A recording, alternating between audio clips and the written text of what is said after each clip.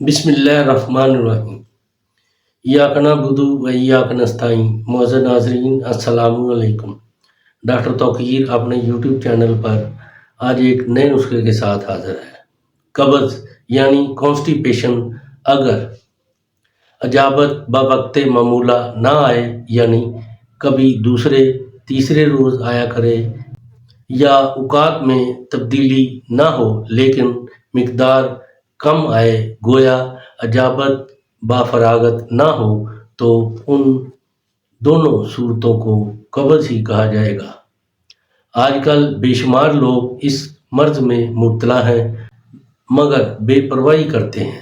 اسی وجہ سے انہیں طرح طرح کی بیماریاں چمٹی رہتی ہیں، کیونکہ قبض بہت سی بیماریوں کی ماں ہے۔ اسی وجہ سے نزلہ، زکام، سر درد، نظر کی کمزوری، دل کی گھبراہٹ، بے چینی، بھوک کی کمی، بواسیر وغیرہ امراض پیدا ہوتے ہیں۔ اس لیے ہم پر لازم ہے کہ اس مرض کو معمولی نہ خیال کرتے ہوئے اس کا علاج کریں۔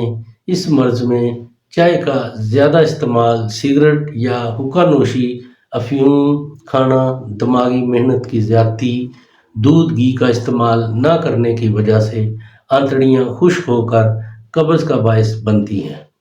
رفع حاجت کے وقت زیادہ دیر لگتی ہے اور پھر بمشکل خشک سا پخانہ خارج ہوتا ہے۔ بعض موقع پر اجابت خون آلود ہوتی ہے۔ قبض کی شکایت دور کرنے کے لیے ایک بہت ہی لاجواب، بے خطا اور مؤثر دعا کا نسخہ پیش کر رہا ہوں۔ اس سے پہلے کہ یہ میں نسخہ بیان کروں، آپ جلدی سے میرا چینل سبسکرائب کر لیں اور بیل آئیکن کے آل والے بٹن پر ضرور پریس کریں تاکہ میری تمام نئی آنے والی ویڈیوز کے نوٹیفیکیشن آپ تک بآسانی پہنچتے رہیں۔ ناظرین، یہی ایک سپورٹ ہے جو آپ میری کر سکتے ہیں۔ اس سے میری بھی حوصلہ افزائی ہوتی رہے گی اور میں آپ لوگوں کے لیے اچھی ویڈیو بناتا رہوں گا۔ نسخہ ہے گل بنقشہ عمدہ قسم۔